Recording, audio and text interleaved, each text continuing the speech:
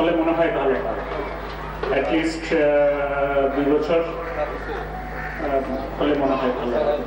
কারণ হলো তাহলে হয়তো সংগঠনের গতিশীলতাটা বাড়বে এবং যারা কমিটিতে থাকবেন তারাও কাজের ক্ষেত্রে এবং সংগঠনটা বেগবান করার ক্ষেত্রে স্বল্প সময়ে তাদের মেয়াদের যে লিমিটেশনটা থাকবে সেক্ষেত্রে তারা হয়তো সেটাকে চেষ্টা করবে সংগঠনটাকে কিভাবে গতিশীল করা যায় বা এই দীর্ঘমেয়াদী যদি হয় তখন সেক্ষেত্রে হয়তো কিছুটা ঢিলে নিয়ে চলে আসতে হয় আমাদের ধন্যবাদ।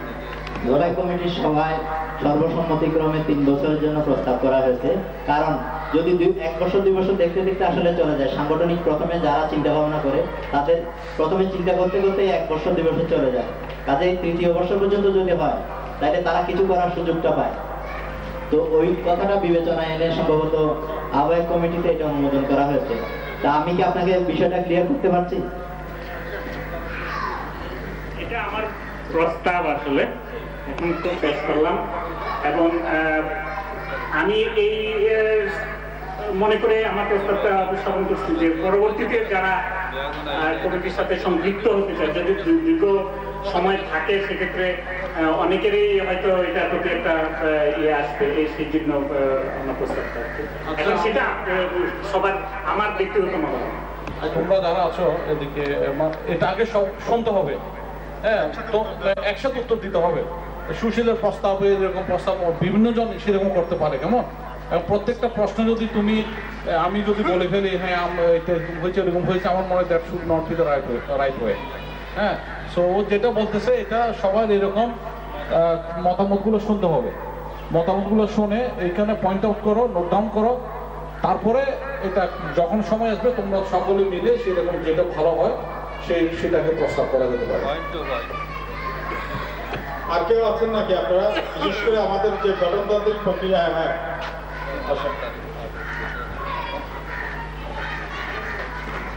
আমি শঙ্কর বড়ুয়া, প্রাক্তন ছাত্র জমাত আজীবন সদস্য মধ্যে একটা কথা বলা হয়েছে, যে কোনো বাংলাদেশি আস্থাশীল পুরুষ ও মহিলা এককালীন 10,000 টাকা দান করে আজীবন সদস্যপদ লাভ করতে পারবে।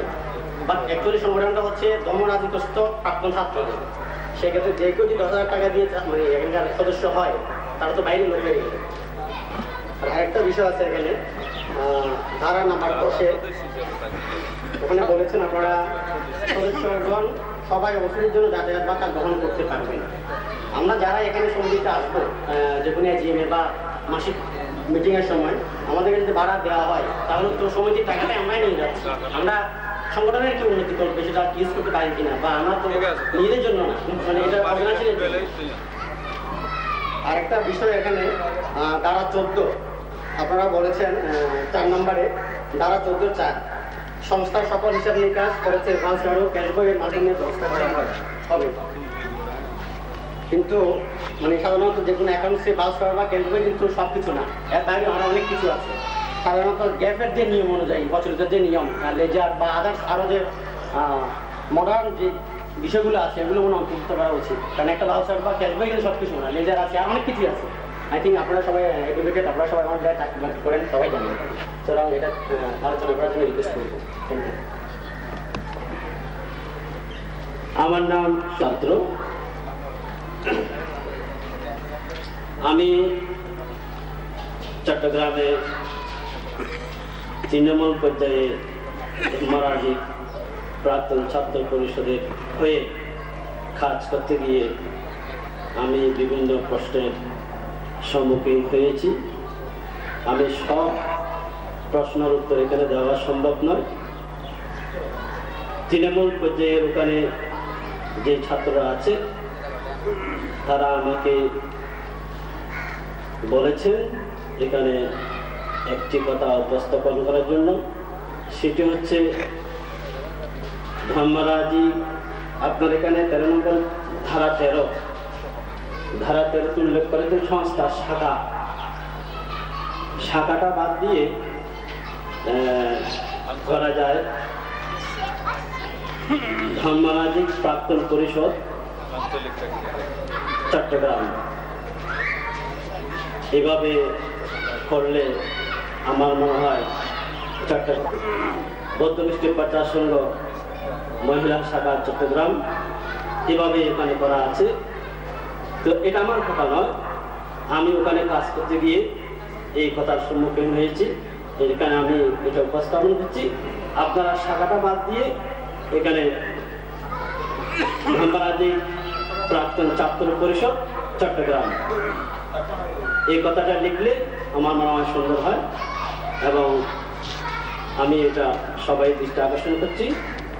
সবাইকে ধন্যবাদ। মানবাধিকে শ্রদ্ধা জানিয়ে আমি এই কনস্টিটিউশনের একটা পয়েন্ট আপনাদের এখানে আরেকটু ভালোভাবে বিবেচনা করার জন্য অনুরোধ করতে যাচ্ছি। একটা হচ্ছে ধারা 5-এ এখানে লেখা আছে যে 8 এবং 9, আমার মনে হয় এটা একই জিনিস, যে বেকার যুবক যুবতীদের প্রশিক্ষণের মাধ্যমে কার্যক্রম গড়ে তোলার জন্য বিভিন্ন কার্যক্রম প্লাস শিক্ষিত অর্ধশিক্ষিত অশিক্ষিত বেকার যুবকদের কারিগরি প্রশিক্ষণের ব্যবস্থা, এটা আমার মনে হয় একই জিনিস, এটাকে ব্ল্যান্ড করা যায় এখানে। আর হচ্ছে ধারা 10-এর এখানে 3 নম্বর পয়েন্টে লেখা আছে পরপর 3 সভায় অনুপস্থিত থাকেন বা সংস্থার কাজে নিষ্ক্রিয় বা অক্ষম হয়ে পড়েন। এখানে মনে হয় এই যে 3টা সভা, এই সভাগুলো একদম ক্লারিফাই থাকতে হবে কোন সভার কথা বলছি। পরপর 3টা সভায় অনুপস্থিত থাকলে তার সদস্য পদ বাতিল হবে। এটা কি আমরা কি একদম অ্যানুয়াল মিটিং এর কথা বলছি নাকি কোন সভাগুলো কোন সভার কথা বলছি, এটা একটু আইডেন্টিফাই করলে ভালো হয়। আর পঙ্কজ যে এটা বলে গেছে যে 10,000 টাকা অনুদানের মাধ্যমে যে সদস্য পদের ব্যাপারটা, ওদের সাথে আমিও একমত পোষণ করছি। Thank you. হ্যাঁ, নেক্সট কেউ যদি আমি এখন চট্টগ্রাম থেকে আসছি, আর আমার সাথে সুবিধা ছিল এবং মাদকও ছিল, কিন্তু অনেক ছেলের সাথে আমার সাথে আমরা সব 3 জনের সাথে অনেক ছেলেমেয়ের সাথে সব যোগাযোগ করেছে। তাদের মেন সমস্যা হচ্ছে ওদের অর্থনৈতিক সমস্যা, ওরা অর্থনৈতিক সমস্যা, কিন্তু সংগঠন বা সংগঠনে আসার প্রচুর ওদের আগ্রহ, কিন্তু ওরা একটা কথাই বলছে, আমি নিজে থেকেই বলছি, সংগঠন শুধু ধর্মরাজকে নিয়ে নয়, ধর্মরাজের প্রাপ্ত ছাত্রকে নিয়ে নয়, আমরা বলছি তাদেরকে আরো মানে এই সংগঠনের মাধ্যমে তাদেরকে ওদেরকে এটা আমরা ইতিমধ্যে আমরা সবাইকে বলে দিয়েছি, এটা কিভাবে কত সুবিধার সাথে আলোচনা হয়েছে। আমরা আপনার যদি প্রস্তাব থাকে গঠনতন্ত্র নিয়ে, আপনি মানে সুনির্দিষ্ট কোনো প্রস্তাব থাকলে সেটা বলুন, ওইটা আমরা আপনাকে অনেক ধন্যবাদ। এখানে যারা 8-এর একটা জিনিস আছে যে সভাপতি এবং মহাসচিব যৌথ ছাত্র পরিষদের সাথে কোনো কারণে যে কোনো সময় যে কোনো সদস্যপদ বাতিল করতে পারে না। আমার মনে হয় এটা একটু চেঞ্জ করা উচিত, কারণ যদি সভাপতি এবং মহাসচিব তাদের যদি ব্যক্তিগত কোনো কন্দল থাকে কোনো সদস্যের সাথে, সেক্ষেত্রে সদস্যপদ বাতিল করা এটা উচিত নয়, কারণ আমরা এখানে কোনো রাজনৈতিক বা কোনো কিছু। আচ্ছা, ধন্যবাদ। আরেকটা হচ্ছে আজীবন ও দাতা সদস্যগণের কোনো ভোটাধিকার থাকে না। দাতাটা ঠিক আছে, আজীবন যিনি আমিও নাম্বারটা বলেন। দাঁড়ানো আজীবন যিনি সদস্য ওনার ভোটাধিকার থাকবে না, এটা আমিও হতে পারি, তাহলে কি আমার ভোটাধিকার থাকবে না? কারণ আমি তো এখানে থাকি। দাতা সদস্যের না থাকাটা ঠিক আছে। আচ্ছা, আপনাকে ধন্যবাদ। 7-এর ঘ যিনি সংস্থার উন্নয়নের লক্ষ্যে এককালীন সর্বনিম্ন 5,000 টাকা অথবা তার অধিক যে কোনো পরিমাণ টাকা সম্পদ প্রদান করবেন, তিনি সংস্থার দাতা সদস্য হিসেবে গণ্য হবেন। আমার প্রস্তাব হচ্ছে যিনি সংস্থার উন্নয়নের লক্ষ্যে এককালীন সর্বনিম্ন 20,000 টাকা অথবা তার অধিক সম পরিমাণ সম্পদ বা টাকা দান করবেন, তিনি দাতা সদস্য হিসেবে আমাদের এতে সদস্য হতে পারবেন। আরেকটা এখানে আছে। আচ্ছা, ধন্যবাদ। আমার যেখানে প্রস্তাব হলো যে কার্যকরী পরিষদের যে মানে ধারা 12, সেটা হচ্ছে গিয়ে ধারা 12 এখানে যে বলা আছে কয়ের মধ্যে লেখা আছে এখানে 15 জন সদস্যের মধ্যে দেখা যাচ্ছে তার মধ্যে ক্রীড়া সম্পাদক নেই। আরেকটা হচ্ছে এটা একই সদস্য বলার জন্য প্রস্তাব হচ্ছে। হ্যাঁ, কাঠামোটা পরিবর্তিত হয়ে গেছে 21 সদস্য এসছে, আমরা এটা ঘোষণার সময় এটা ইয়ে করা হবে। Thank you. আচ্ছা বলতে আমার সংবিধানটা হাতে নেই, তারপরে আমি যেটা উপলব্ধি করছি যে আমাদের এখানে কিছু প্রস্তাব আছে, যে প্রস্তাবগুলি লিখিতভাবে লিখে রাখলে পরবর্তীতে সংশোধনের মাধ্যমে হয়তো সেটা আমরা সংবিধান আরো সুন্দরভাবে মুদ্রণ করতে পারবো। এই মুহূর্তে আমি যেটা বলবো যে আমরা চাচ্ছি সবাই সমন্বিতভাবে আমাদের ধর্মরাজ্যিক ছাত্র পরিষদের আদর্শকে বাস্তবায়ন করার জন্য সবাই ঐক্যবদ্ধভাবে যে যার যা মতামত থাকে এখানে আমরা ফিনিশ করি, পরবর্তীতে যাতে এই নিয়ে কোনো মতবিরোধ না হয়। ধন্যবাদ। সহসভাপতি পদ 2টা, যেখানে বলা হয়েছে সভাপতির অনুপস্থিতিতে সভাপতির সকল দায়িত্ব কর্তব্য পালন করবেন, সভাপতির পূর্ণ মর্যাদা লাভ করবেন। আমার প্রশ্ন হলো যে যেহেতু সভাপতি 2 জন, এখানে বলতে হবে সভাপতি যদি এক্সেপশন থাকেন তাহলে প্রথম সভাপতি, কারণ প্রথম সহসভাপতি, হ্যাঁ সেটাই বলতে হবে, একটা এই কথাটা সংশোধন করা দরকার। মাধ্যমে এই মানে কনস্টিটিউশনটা তৈরি হয়েছে। হ্যাঁ, এখানে হয়তো আমরা অনেকে ছিলাম না, মতামত দিতে পারিনি, এটা আমি মনে করি আমাদের ব্যর্থতা। হয়তো আমি এখন হঠাৎ করে যদি বলি এটা 3 বছর, তাহলে এটা হবে না, কারণ এটা তো আপনাদের যারা এটার সাথে জড়িত একটা প্রসেসের মাধ্যমে আসছেন, অনেক মিটিং ডাকছেন, এটা ওইটার ফলাফল। সুতরাং আমি মনে করি বিশেষ করে ওই ধারাটা যারা বাহ্যিক কাউরে এটার মধ্যে অন্তর্ভুক্ত না করে, শুধু আমরা ধর্মরাজ্যিক প্রাক্তন ছাত্র পরিষদ এটা দিয়ে একটা কমিটি গঠন করি, মানে ওরাই শুধু মেম্বার থাকবে, আর কেউ মেম্বার হতে পারবে না। Only those who belong in this monastery অথবা অফ দিস কমপ্লেক্স। হ্যাঁ, তারপর আর বাকিটা সম্পর্কে এতগুলো সংশোধনী তো আনা সম্ভব না। আমরা আগে একটা 3 বছরের জন্য একটা টার্ম দিয়ে দেখিনি, মিটিং এর প্রয়োজন হতে পারে, ওখানে যে কেউ একজন না থাকতে পারে। সুতরাং আমি মনে করি এখানে একটা জিনিস ক্লিয়ার করে আর বাকিটা অনুমোদন করে নেওয়া উচিত বলে মনে করি। বিশেষ করে ধর্মরাজ্যিক প্রাক্তন ছাত্র ছাড়া কেউ মেম্বার হতে পারবে না, সেই যত টাকাই দেবে। হ্যাঁ, দ্যাট ইজ মানে our only institution. So thank you. হ্যাঁ, ধন্যবাদ। সদস্য সচিব ধর্মরাজ্যিক প্রাক্তন ছাত্র পরিষদ, আমাদের শ্রদ্ধেয় বড় ভাই সুশীল চন্দ্র সিংহ যে প্রস্তাবনাটি এনেছেন সেটা আমার দৃষ্টি আকর্ষণ করেছে। আমি তার মতের সাথে একমত, তবে এ ব্যাপারে আমি প্রথম কোন ধারায় কথা বলছেন আপনি? যিনি সুশীল চন্দ্র সিংহ যে ধারাটি আমাদের আমি অনুরোধ করব সকলকে এই ধারাটি আপাতত পরিবর্তন না করার জন্য। প্রথম যারা এই নিয়ে চিন্তা ভাবনা করছেন তাদের অনেক কাজ রয়ে গেছে, একটা অফিস করতে হবে, গঠনতন্ত্র অনুমোদন করতে হবে, রেজিস্ট্রেশন করতে হবে, অনেক কাজ। তো প্রথমবার 3 বছর থাকুক, পরবর্তী সময় থেকে 2 বছর করা। আচ্ছা সৌম্যমোহন বাবু, আপনি এখন আপনার অনেক কাজ আছে আরো করতে হবে, আপনি নেক্সট কেউ বলবেন নাকি? কেউ নাম্বার 7, মৃত্যু হলে অথবা আর্থিক অসঙ্গতি দেখা দিলে অথবা আদালত কর্তৃক সাজাপ্রাপ্ত হলে। এখানে আমার বলার কথা হলো যে মৃত্যু মামলায় সাজা হতে পারে, সে ব্যাপারে আপনারা কি করবেন? ধারা 14 4 নাম্বার, যেটা একটু আগে বলা হয়েছিল, এটার সাথে আমি একমত পোষণ করি। এটা বর্তমানে যে প্রচলিত নিয়ম বা যে স্ট্যান্ডার্ড অনুযায়ী, অ্যাকাউন্টিং স্ট্যান্ডার্ড অনুযায়ী হিসাবটা হবে, শুধু ক্যাশ বইয়ের মাধ্যমে হবে না, সেটা আমাদের এখানে আসতে হবে, আমি সেটাই মনে করি। ধন্যবাদ। থানা সবুজবাগ ফাঁকা, এটা আমার মনে হচ্ছে এটা ক্লিয়ার না, যেহেতু ধর্মরাজিকের ব্যাপার ধর্মরাজিকের ভিতরে হওয়া উচিত, শুধু থানার কথা লেখা আছে। বসিয়েছি উনি আজকে আমরা যেটা প্রথম বলেছিলাম যে মনোনীত একটা কমিটি, উনি এই মনোনীত কমিটিটা উনি ঘোষণা করবেন আমাদের সকলের পক্ষ থেকে।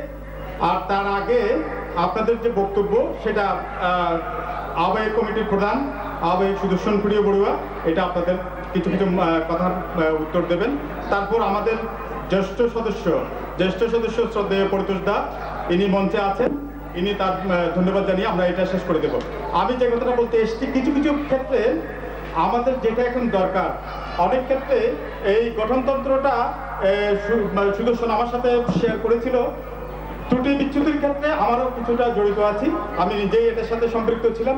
তো যে সমস্ত বিষয় ভাইটাল ইস্যু না, যেমন অ্যাকাউন্টস কীভাবে করতে হবে, অ্যাকাউন্টস যখন আমরা করব, অ্যাকাউন্টসের যে ক্রিয়া প্রক্রিয়াগুলা যেভাবে করা উচিত, ঠিক ওইভাবে কিন্তু আমরা করে নেব, কারণ করে নেবো এই অর্থে যে সবার সাথে তখন কথাবার্তা হবে, তখন কথাবার্তা বলার সময় যে বলতে হবে এটা এইভাবে না এইভাবে করো, এইভাবে করে। আরেকটা হচ্ছে যে নিপুণ যে কথাটা বলেছে যে সব সদস্যকে বাইর করে দেওয়া বহিষ্কারের ব্যাপারে, এটা কিন্তু তার পরের লাইনটা হচ্ছে এরকম যে পরবর্তী কার্যকরী সভায় সেটা অনুমোদন করাতে হবে। দ্যাট ইজ এই যে 21 জনের যে কমিটি হবে সেই কমিটিতে কিন্তু অনুমোদন লাগবে, নট দ্যাট এটা প্রেসিডেন্ট এবং সেক্রেটারি তাকে ইয়ে করে দিচ্ছে, এক্সপেল করতেছে। হ্যাঁ, আর এই অন্য কোনো যে পয়েন্টগুলো এসছে আমার মনে হয়, আমি এই কথাটা বলছি এই জন্য, আমার মনে হয় যদি ভাইটাল ইস্যু না হয় আমরা আপাতত এটা সরকারের অনুমোদনের জন্য আমরা পেশ করব। আমরা ধরে নেব যে এটা আনঅ্যানিমাসলি এখানে অ্যাপ্রুভড। এই কথাটা বলে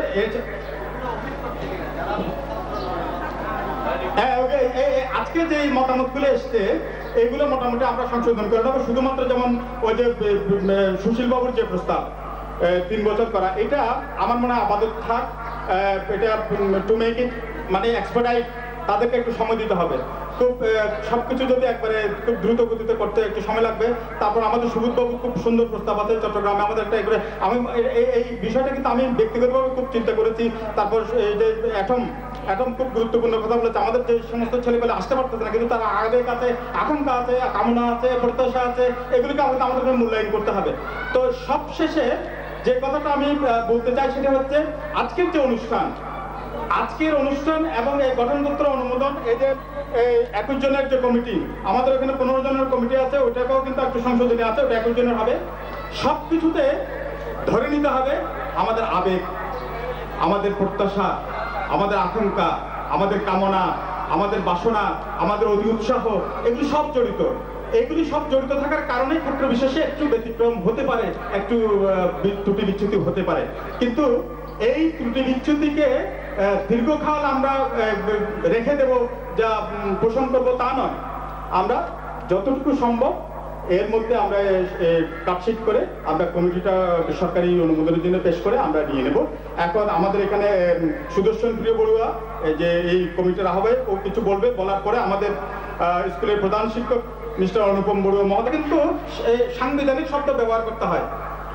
হ্যাঁ, অমুককে মানে বাদ দিয়ে দিয়ে ওনাকে প্রত্যাহার করতে হবে, অমুককে মানে বিদায় করতে হবে, এগুলো কতগুলো শব্দ কত টার্মোলজিক্যাল পয়েন্ট আছে। এই টার্মোলজিক্যাল পয়েন্ট হিসাবেই কিন্তু ওইখানে কিন্তু ইউজ করতে হয়। এই ক্ষেত্রে যদি হয়, তবে আমি এই কথা এটা ইনশিওর করছি যে যা কিছুই হবে সবগুলো কিন্তু আমাদের সকলের সম্মতিক্রমে।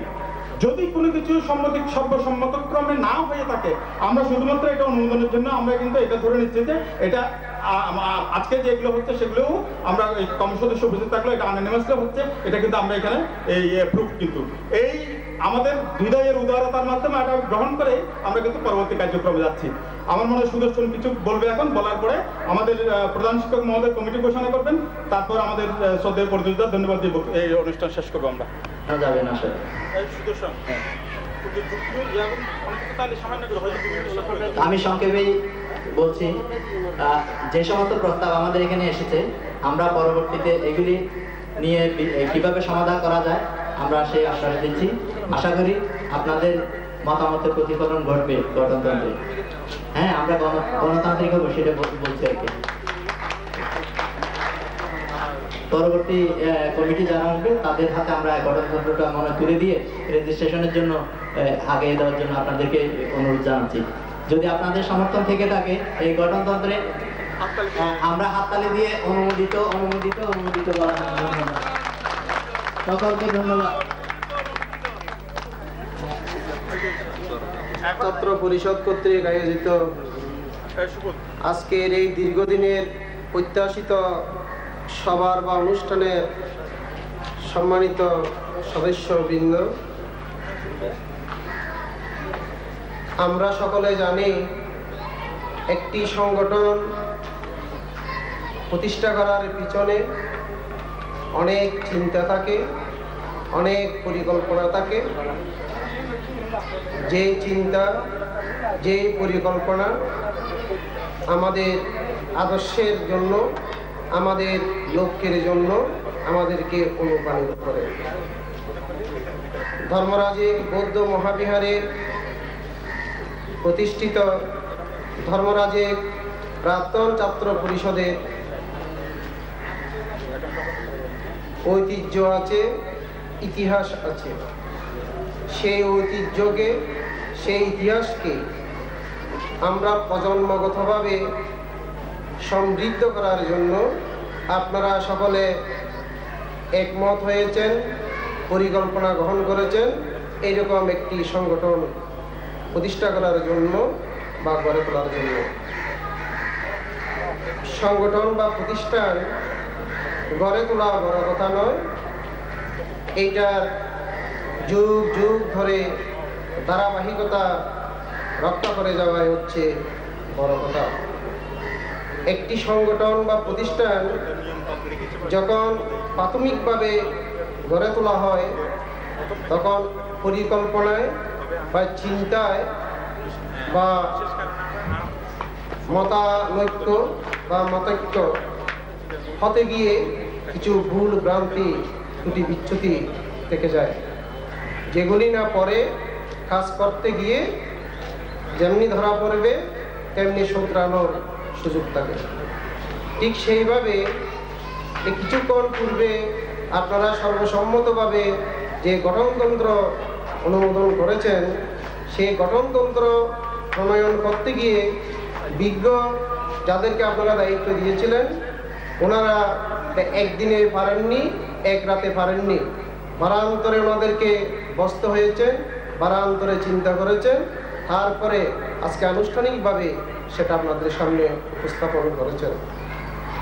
কাজ করতে গিয়ে ওইটাতে গিয়েও কিছু ভুলভ্রান্তি বেড়ে হতে পেরেছেন। আমি ধর্মরাজি উচ্চ বিদ্যালয়ের একজন দীন সেবক হিসাবে আপনাদেরকে আমি আমার ব্যক্তিগত পক্ষ থেকে এবং ধর্মরাজি উচ্চ বিদ্যালয়ের পক্ষ থেকে অকৃত্রিম প্রীতি শুভেচ্ছা জানাচ্ছি। কারণ না কেন আপনারা দীর্ঘদিনে একটি প্রত্যাশিত স্বপ্নকে আজকে আপনারা আনুষ্ঠানিকভাবে রূপ দিতে পেরেছেন। আজকে যে এখানে মনোনীত কার্যকরী কমিটি নাম ঘোষণা করার জন্য আমাকে দায়িত্ব দেওয়া হয়েছে, আমি বিশ্বাস করি এখানে যাদের নাম ঘোষণা করা হবে, যাদের নাম এখানে প্রস্তাব করা হয়েছে, আপনারা এখানে হাজার হাজার ছাত্র জাতীয় আন্তর্জাতিকভাবে প্রতিষ্ঠিত একজন সম্মানিত সদস্যের নাম দেশে এসেছে। হয়তো কারো প্রত্যাশা আছে আমি বা আপনি এই কমিটিতে থাকার জন্য, আবার কারো ইচ্ছা নেই কিন্তু সংগঠনের প্রয়োজনে এখানে ওখানে ওনাকে রাখা হয়েছে। তাই যার নাম এখানে রাখা হয়নি, যার প্রত্যাশা ছিল আগামীতে যাতে আপনি আসতে পারেন সেইভাবে কাজ করবেন এবং সেইভাবে আপনি মূল্যায়িত হবেন। পক্ষান্তরে যার ইচ্ছা নেই কিন্তু সংগঠনের প্রয়োজনে যাকে এখানে রাখা হয়েছে, আমি আশা করব আপনি বা আপনারা অকৃত্রিমভাবে নিজের মতো করে নিজের পরিবারকে যেমন ভালোবাসেন এই সংগঠনকে সেইভাবে আপনারা ভালোবাসবেন। এই সংগঠনে অনেক অনেক উজ্জ্বল সম্ভাবনা দিক রয়েছে যেগুলি আপনাদের মাধ্যমে সুসম্পন্ন করতে হবে। তাই আমার প্রারম্ভিক বক্তব্যকে আমি আর দীর্ঘায়িত না করে এখানে প্রস্তাবিত কার্যকরী কমিটি বা মনোনীত কমিটির আমি নামটা শুধু ঘোষণা করছি। ধর্মরাজি প্রাক্তন ছাত্র পরিষদ কার্যনির্বাহী পরিষদ 2009 থেকে 2011। প্রস্তাবিত প্যানেল সভাপতি মিস্টার পরিতোষ বড়ুয়া,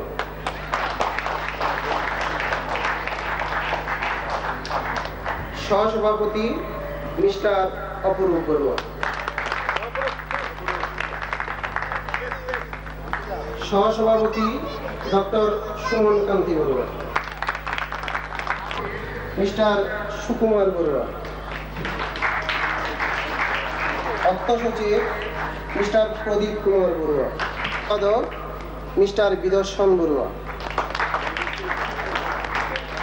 প্রকাশনা সম্পাদক মিস্টার কাজল বড়ুয়া, সাংস্কৃতিক সম্পাদক মিস্টার পরমেশ বড়ুয়া, প্রচার সম্পাদক মিস্টার শান্তিময় চাকমা,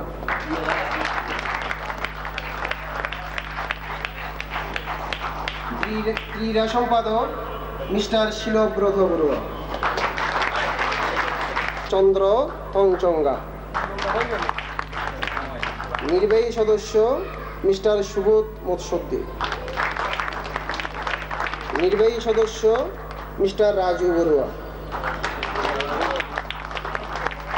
নির্বাহী সদস্য মিস্টার বিপুকান্তি বড়ুয়া। নির্বাহী সদস্য মিস্টার তুষার কান্তি বড়ুয়া। নির্বাহী সদস্য মিস্টার তিতাস বড়ুয়া। নির্বাহী সদস্য সর্বশেষ মিস্টার অলাশয় মার্মা।